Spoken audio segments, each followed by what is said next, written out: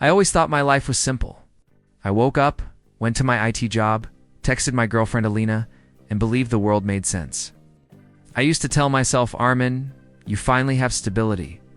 But the truth is, stability disappears the moment you trust the wrong person. One evening, as I sat on the couch scrolling through emails, Alina walked in. Long day. I asked, very long, she said quickly, dropping her bag like she didn't want me to look too closely. You hungry? No, I'm just tired. I'll shower. Something in her voice felt stiff, but I tried to ignore it. I always gave her the benefit of the doubt. She once said, you trust too much, Arman. Maybe she was right. When she went to shower, her phone buzzed on the table. Normally, I never checked it. I believed trust meant respecting boundaries. But the screen lit up with a message preview. Raza, call me when you're alone. My stomach tightened. I knew Mr. Rasa, her boss. Wealthy, polished, arrogant. The kind of man who talked like he owned people.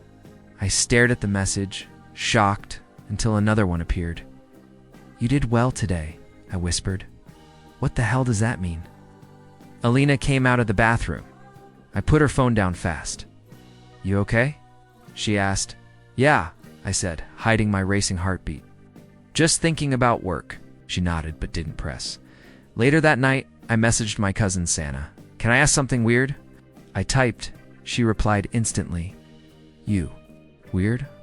Always? What's up? What would you think if your partner's boss texted them? Strangely? She didn't hesitate. Trust your gut. Something's off. I stared at her message for a long time. Trust my gut? My gut was screaming. The next day, Alina said, I have to stay late again. Big project. Again. Always again. Do you really have to? I asked. She avoided my eyes. Yes. I told you it's important. I forced a smile. All right. Work hard. She kissed my cheek, but her lips felt cold. After she left, I called Santa. I don't know what to think, I said. Did you talk to her? No. Then start there. I'm scared of the answer, I whispered. She sighed. Arman. Fear doesn't change the truth. I hung up and tried distracting myself with work, but I kept seeing that message. You did well today? Did well doing what? Hours passed. She wasn't home. Midnight came. I paced the living room like a man waiting for a verdict. When my phone finally buzzed, it was Alina texting, Don't wait up. Still busy, I replied. Okay, be safe. But inside, something twisted. Around 1 a.m., I heard the front door open. She walked in quietly. You're still awake? She asked. Couldn't sleep, I said. Did everything go okay? Yeah, just long. I'm exhausted. I studied her face. She looked nervous, not tired. You sure? Yes, Armin. Please don't start suspicious stuff. I'm doing my best. Doing her best. Why did that sound defensive? She changed clothes and went straight to bed, but I stayed awake, listening to the silence pressing against the walls. The next evening, she got a call while we were eating. I have to take this, she said. Stepping into the hallway, I should have minded my business. But the tone of her voice pulled me from my seat like a magnet. I walked quietly toward the door. Sir, I told you I handled it, she whispered. My chest tightened. No, he doesn't suspect anything, she continued softly. I felt like the floor shifted under me. Suspect what? I'll come tomorrow. Yes, alone. My breath caught. Tomorrow? Alone? With him, then came the sentence that split something inside me. I told you he won't find out. I felt every word stab through my ribs.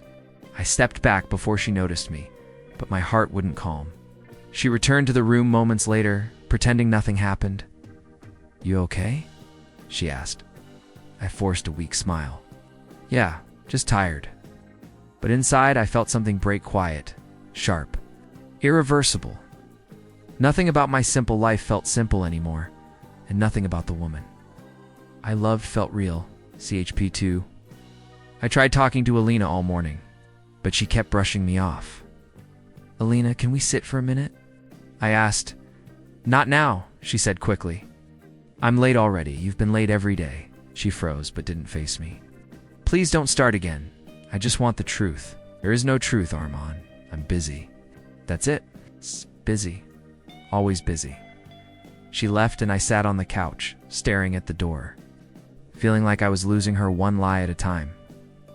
That night, I pretended to sleep. I slowed my breathing, kept my eyes closed. Around midnight, I heard the soft rustle of clothes, the clink of her perfume bottle, the sound of her unzipping a bag. My chest tightened. Where are you going? I asked silently in my mind. She whispered into her phone. I'm leaving now, then tiptoed out. The moment the door clicked shut, I sat up, grabbed my jacket, and followed her down the street. My heartbeat thumped in my ears so loudly I thought she'd hear it. She took a cab.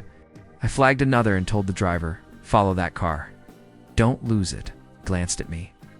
Everything okay, sir? No, I said, but just drive. The cars weaved through the city until we stopped in front of a luxury hotel, the kind I could never afford. The glowing sign felt like a punch to the chest. Alina stepped out of her cab. What are you doing here? I whispered to myself as I crouched behind another car. Then I saw it Mr. Raz's black SUV pulling up to the entrance. The driver, Camel, stepped out. I had seen him once at Alina's office. He looked tired, or maybe just used to hiding secrets. Raza got out of the SUV, smooth and confident. He didn't even look around. He walked straight toward the entrance, as if he owned the building. Alina joined him. My mouth went dry. I moved closer, staying behind a pillar. I heard her voice, soft, familiar, wrong. Did anyone see you? She asked him. No one who matters, he said. My hands shook. I couldn't stop them. They walked toward the elevators. The hotel lobby lights felt too bright, like they were exposing everything I never wanted to believe. I stepped through the revolving doors, trying not to draw attention. A receptionist smiled. Good evening, sir. Do you have a reservation? No, I said quickly. I'm meeting someone. Do you need help finding? No, I'm fine. My voice cracked, and she backed off. I hid behind another pillar near the elevators. Then I heard Idalina laughing. Laughing in a way she hadn't laughed with me in months. Is this really safe? She asked. Raza chuckled. Relax. He's clueless. The words slammed into my chest. Clueless. That was me. The man who trusted her. They stepped into the elevator, and the door slid shut. I stared at the floor number display, climbing higher. 59. 1420-1. Private suite level. My legs felt weak. I leaned against the cold pillar, trying to breathe. The air felt too heavy, like it was squeezing my lungs. A hotel worker walked by. Sir, are you all right? I'm fine, I lied. You look pale. I just need a minute. He nodded and kept walking. I dragged myself to the spot where the elevator had closed. I pressed my palm against the metal as if touching it would explain anything. They're together, I whispered. She chose him. Or he took her. I don't know. For a moment I thought about going upstairs, barging into whatever room they entered, demanding answers, screaming until the truth spilled out. But then I heard a voice my own, shaking in my mind. Not yet. Not until you know everything. I stood there, feeling like the ground under me had split open. My world wasn't cracking anymore, it was collapsing. I walked out of the hotel slowly, each step heavier than the last. The night felt colder than usual, or maybe I just felt emptier. I'll confront her, I whispered, but not tonight. I looked back at the glowing windows high above me, knowing she was behind one of them. With him, I need the truth first, I said, and when I learn it, everything will change.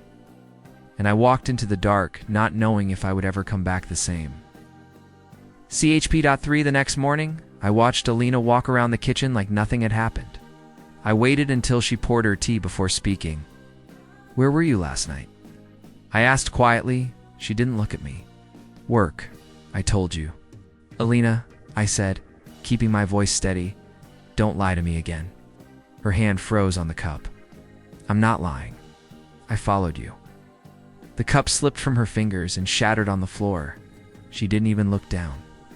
Her eyes finally met mine, and they were full of fear, not guilt, not anger, fear. "Sit," I said. "Please." She backed into a chair and lowered herself slowly. I sat across from her, my hands shaking, my mind trying to hold itself together. "Tell me the truth," I said. "All of it." She swallowed hard. "I can't." "You can," I said. "And you will." Her lips trembled. "If I tell you, everything gets worse." "It's already worse," I said. "Just talk to me." She covered her face with her hands. I didn't have a choice. My breath caught. "A choice about what?" She shook her head. "About him, Raza." Her shoulders tensed at his name.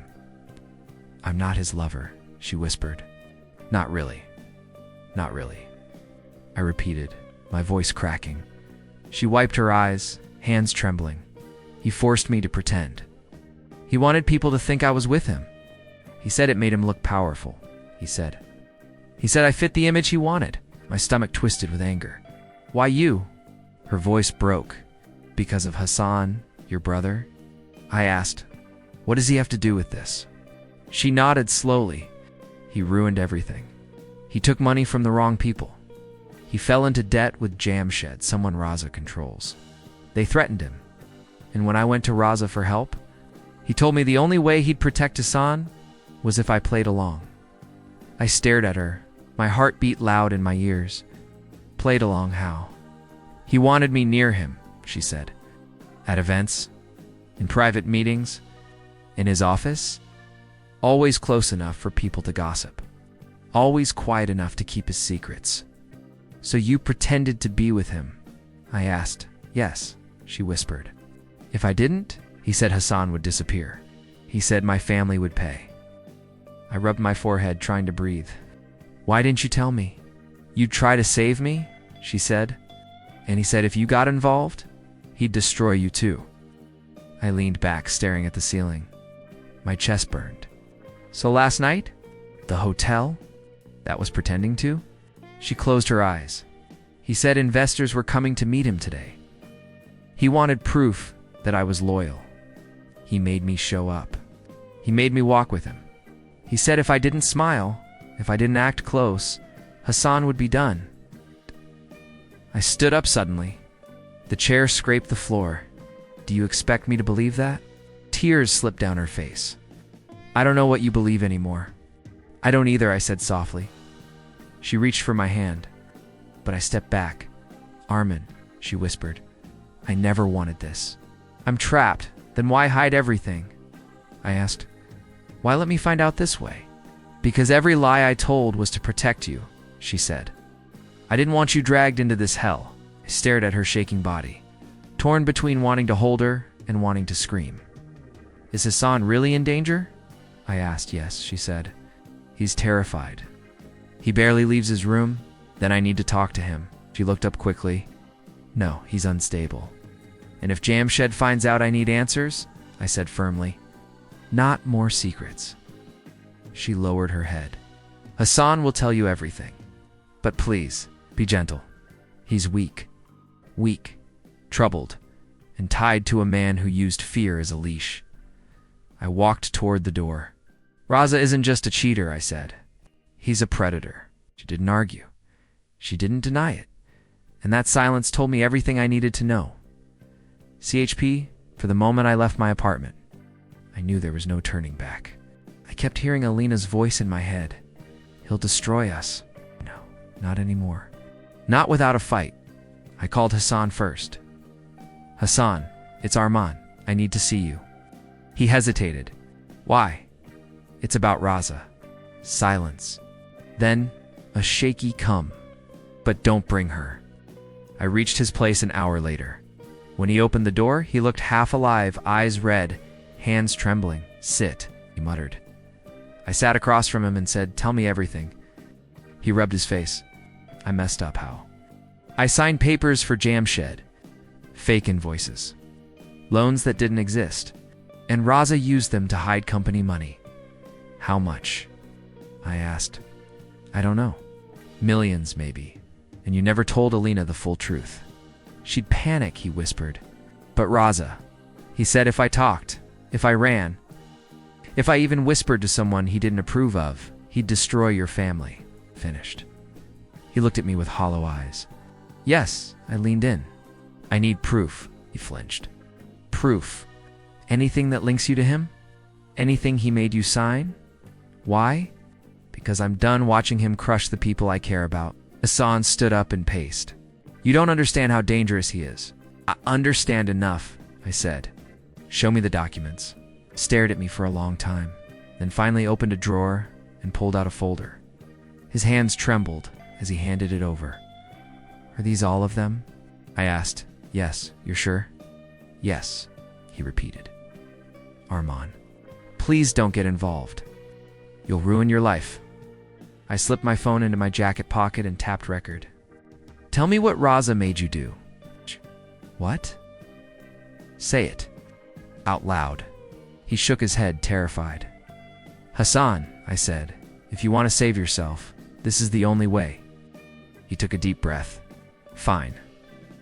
Raza forced me to sign illegal documents that hid stolen company funds. He said, if I didn't cooperate, he'd send me to prison, or worse. My stomach twisted, hearing it spoken aloud. But I had what I needed. I stood up. Thank you.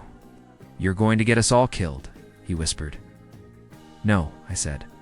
I'm going to free us. When I stepped outside, the air felt heavy. I called Santa next. She picked up immediately. Where are you? On my way to you, I said. That tone scares me. When I arrived, she opened the door with crossed arms. Arman, what did you do? I talked to Hassan, and he confirmed everything. Illegal documents, blackmail, all of it. Her face paled. You're serious about this, aren't you? I have to be. No, she snapped. You want to be? There's a difference. What do you expect me to do? Sit and watch. I expect you to survive, she said. Raza isn't a joke. Men like him don't fall quietly. I clenched my fists. I can't let him keep using her. And what about you? She asked. You think he won't come after you next? I looked her in the eye. He already has. He just doesn't know it yet, but she sighed. Fine. If you're doing this, at least talk to Imran. Imran. My lawyer friend. He hates corruption cases, but he knows the system. He'll tell you how dangerous this is. I nodded. Met me at a small cafe. He sat down, adjusted his glasses, and said, Sana told me everything. Show me the documents. I handed him the folder. He skimmed through it, eyes narrowing. This is serious, he said. I know. No, he replied, looking at me sharply. You don't know? These signatures alone could put Hassan in prison, and Raza will bury you before you can expose him. I'm not backing down. He leaned forward. Then you need protection. Evidence. Witnesses. Strategy. And you need to understand one thing. If you expose him, he will strike back. Let him try, I said. Moran closed the folder. This is war, Arman. Are you sure you want it? I took a breath, steady and final. I won't let him break her again. I won't let him break me. CHP5, I spent the entire night planning one thing. A trap Raza wouldn't see coming by morning. I had it ready. I called Hassan first. Hassan, listen, I said. He sounded nervous. What now? I need you to answer your phone when Raza calls. Put it on speaker. Say whatever he expects you to say. Are you insane? No, I said. I'm done being afraid. He hesitated. What if he finds out? He won't. I'll be recording everything. Silence. Then a week, fine. But hurry. I waited outside Hassan's apartment. Sweat gathered on my palms even though the air was cold. My phone was open, the recorder ready. My heart thumped like a warning I refused to listen to. Hassan's phone rang. He looked at me with terror in his eyes before answering. Sir, he said softly. Raza's voice boomed through the speaker. Why haven't you finished the papers I told you to alter? Do you want to disappear? Hassan stammered, I'm working on it, sir. Work faster, Raza snapped. If you mess this up, I'll drag your whole family into the fire. Do you understand me? My jaw clenched as I held the phone closer to capture every word. Yes. Sir, Hassan whispered. If you ever talk to anyone about those documents, Raza continued, I'll bury you myself. The line went dead. I stopped the recording. Hassan slumped into the chair. Did you get it? Every word, I said. He buried his face in his hands. I'm finished. No, I said. He is. I left without another word. My legs felt heavy, but my resolve was sharper than ever. I didn't tell Alina where I was going. She'd already cried enough, already shaken enough. I needed clarity, not confusion. I called Rasa's office directly. His assistant answered. Mr. Raza's busy. He'll want to see me, I said. Tell him it's Arman. A pause. Then, come immediately. I walked into his office trying not to show fear, but inside everything trembled. Raza stood by the window, hands behind his back, looking like a man who believed he controlled the world. So, he said, turning toward me with a smirk, the boyfriend finally grows a spine. I ignored it. We need to talk. About Alina. He asked casually. She came willingly, you know? My fists tightened. Don't test me, he raised an eyebrow. What? You think she didn't enjoy the attention? You think she didn't like being chosen? Stop, I said sharply. I'm not here to play your games. He walked closer. Then why are you here? To beg? To threaten me? I pulled out my phone. To show you something, he laughed. You think you can scare me with your little recordings?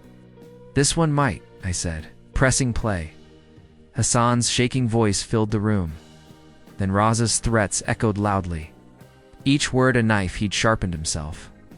Raza's smile faded slowly. His jaw tightened. Where did you get that? He asked. You slipped, I said. For the first time, you think one recording can hurt me? He muttered. It's not one, I lied. I have enough to bring your entire operation down. He froze. Good. He was starting to feel it, the shift. You're bluffing, he said, but his voice cracked slightly. Try me, I replied. You go near Alina again. Threaten Hassan again. Touch anyone connected to me. And I take everything to the authorities. 8. He stepped forward until we were inches apart. You don't know who you're dealing with. Yes, I said quietly. I do. A man who's finally losing control? His nostrils flared. You want a war? I already chose it. He stared at me, calculating, furious.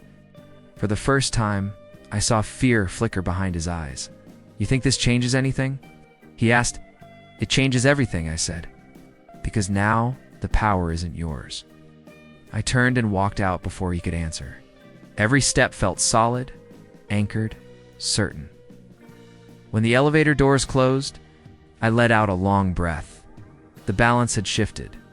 For the first time since this nightmare began, I wasn't the one standing in the dark. I was the one striking the match, CHP 6. I woke up to my phone, exploding with messages. Sana was the first to call. Armin, did you see the news? What news?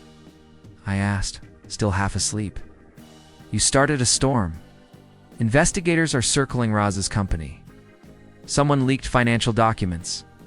That wasn't me, I said. Well, whoever did it just confirmed your recording wasn't a bluff. Before I could reply, another call came in, Nimran. Morning, he said. This early. You need to hear this. A whistleblower report came in overnight. It lines up with the evidence you showed me. Now agencies are moving. So, the trap worked. He exhaled sharply. More than you intended? Raza isn't the hunter anymore. He's cornered. I leaned back, letting it sink in. Good. But before I could enjoy the moment, Alina rushed out of the bedroom, eyes red and terrified. Armin, what did you do? She cried. Nothing new, I said. Just the truth. They're saying your recording exposed everything. Raza called me 5 times. He's furious. Let him be. She grabbed my arm. You don't understand. If he goes down, he'll drag everyone with him. Him, Hassan, me. You. I don't care, I said. were already drowning. She shook her head, tears falling. I ruined everything. I should have trusted you sooner. I should have told you from the beginning. I met her eyes. You broke me, I said softly. But I won't let him win. She covered her mouth, sobbing. I'm so sorry. Sorry doesn't fix what he did, I said. Or what he tried to do. She sank onto the couch. What happens now? I don't know, I admitted. But I'm not stepping back. Her voice trembled. I'm scared. So am I said. But fear isn't stopping me anymore. Later that day, Imran called again. It's escalating, he said. How? Raza's partners are abandoning him. Investors are releasing statements distancing themselves. He's losing everything. Good, I said. Be careful, he warned. Cornered men do reckless things. Before I could answer, someone banged on the door. It was Hassan. He stumbled inside. It's happening, he muttered. What? I asked. Jamshed. He called me. He said if Raza falls, he'll adjust the balance by exposing even more corruption. Meaning, he'll turn on Raza to save himself. And let him, I said. It's about time someone else took a swing. Hassan ran his hands through his hair. You don't get it. That man isn't loyal to anyone. If he realizes you started this, I didn't start corruption, I said. I just stopped looking away from it. Lena stepped forward. Hassan, is Raza calling you too? Non-stop, he said. He's desperate. I sat down, letting out a long breath. Desperate. Good, but then Alina looked at me with a new fear. Arman, what if he comes after you? Let him try. She stared at me, confused. Why are you so calm? Because for the first time, I said, he's the one drowning. By evening, the news was everywhere. Reporters stood outside Raza's building. Anchors talked about financial misconduct, internal fraud, unnamed whistleblowers. I watched everything unfold from my living room. My heart didn't race like before. It felt steady, cold, focused. Alina sat beside me quietly. He's finished, isn't he? This is just the beginning, I said. Karma doesn't come fast. What do you mean? She whispered. I looked at the screen, Raza shoving cameras away, security pushing reporters back, his once perfect world cracking in real time. Karma is slow, I said. Slow enough to scare you before it hits. Alina hugged her knees, whispering, I never wanted this. I know, I said. But he did. The screen showed another headline. Partners cut ties with Raza as investigation GROWS. Alina whispered. He's losing everything. And I'm gaining something, I said. What? Myself. Her eyes filled again. Armin. I don't know how to face you. You don't have to, I said. Not yet. She lowered her head. Are you helping me or leaving me? I don't know, I said honestly. I'm still torn. She nodded slowly. I watched the news again, feeling something sharp but satisfying rise inside me. This is the beginning, I whispered. Slow, sharp, beautiful, karma. Finally moving, CHP.7, I knew Raza would come. Men like him don't disappear quietly. So when he stormed into the lobby of my building, security trailing behind him, I wasn't surprised. Arman, he shouted, get down here. I walked toward him slowly. You could have called, he glared at me. You think you're clever? I think I'm done being afraid. He stepped closer, lowering his voice. Take back everything. Retract your statements. Tell them you lied. I didn't lie. You will? He snapped. Because if you don't, I'll make sure you regret ever speaking. I folded my arms. Try it. His jaw twitched. You want money? Fine. Name your price. I don't want your money. Then what? Revenge? No, I said. I want the truth to breathe. He laughed bitterly. Truth? You think anyone cares about that? Everyone lies in this business. Maybe, but you crossed the wrong line with the wrong people. He pointed a finger at me. I made your girlfriend. She came to me willingly. You were just the background noise. My fists clenched. Say her name one more time and see what happens. Touchy. I took a step closer. You lost Raza. he said. Not yet. Just then, the elevator dinged open behind him. 2 officers stepped out. Mr. Raza, one asked. He stiffened. What? We need you to come with us for questioning. His face drained. He looked at me, eyes wide. You called them? I didn't have to, I said. Your empire called them itself. Do you know who I am? He snarled at the officers. Yes, the officer replied. That's why we're here. They took his arm. He tried pulling away. I'm not done with you, Armand. Yes, I said softly. You are. For the first time, I saw it fear. It flickered in his eyes like a dying flame, fragile and helpless. His downfall wasn't loud. It was pitiful. As they led him away, he looked smaller. Like everything that made him powerful had been peeled off. The night outside felt colder when the doors closed behind him. When I reached my apartment, Alina was sitting on the floor, knees pulled to her chest. She looked up as I entered. Did they take him? Yes. She let out a shaky breath. Is it over? For him, I said. Not for us. Her eyes filled with tears. Armand, please. I know I failed you. I know I broke something in you I can't fix, but I can't lose you too. I leaned on the wall, exhausted. Alina, I don't hate you. She crawled closer. Then forgive me, please. It's not that simple. She grabbed my hand. Tell me what to do. Tell me how to make this right. You can't, I said. She froze, staring at me like she didn't recognize the man in front of her. Alina, I said gently, you became who you needed to be to survive him. I understand that.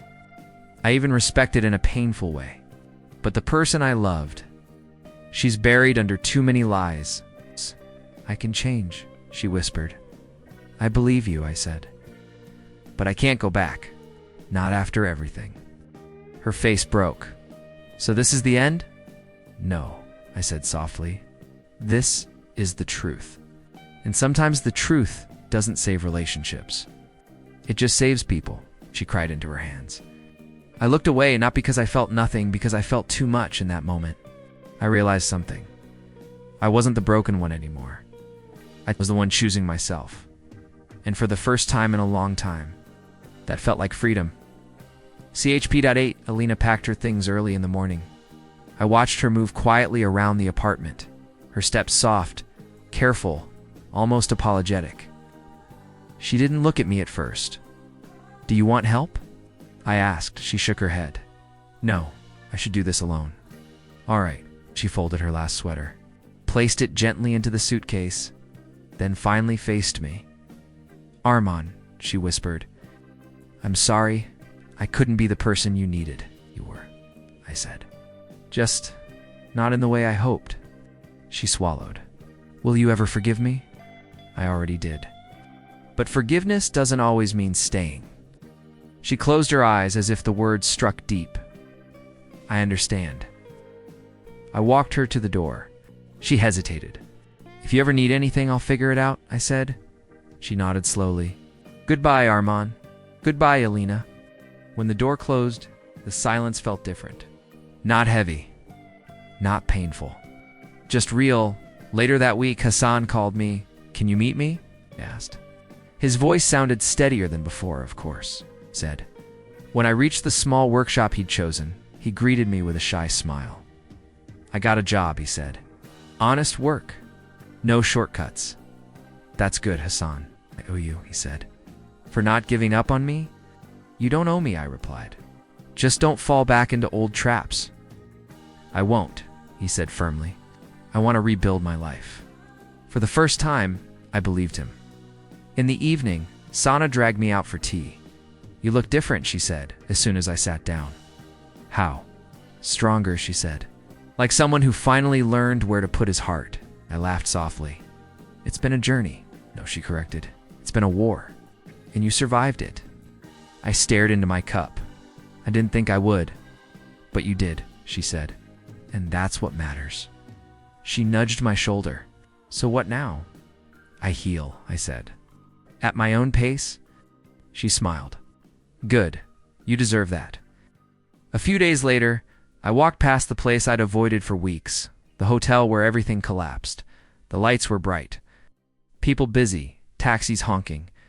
Life moved on like nothing had happened here. But I felt something shift inside me. I stopped across the street, staring at the entrance. "Why am I here?" I murmured.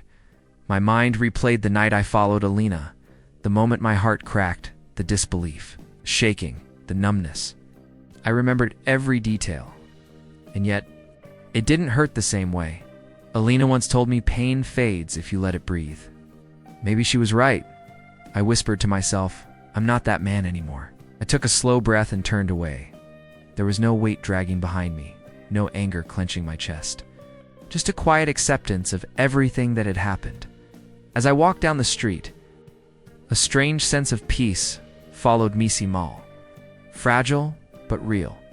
For the first time in a long time, I wasn't walking toward someone, I was walking toward myself, standing under a street lamp. I said the words that had been forming inside me for days. Losing her didn't break me. Loving her did. But choosing myself saved me. The night air felt lighter. The world felt open again. The story wasn't about revenge anymore.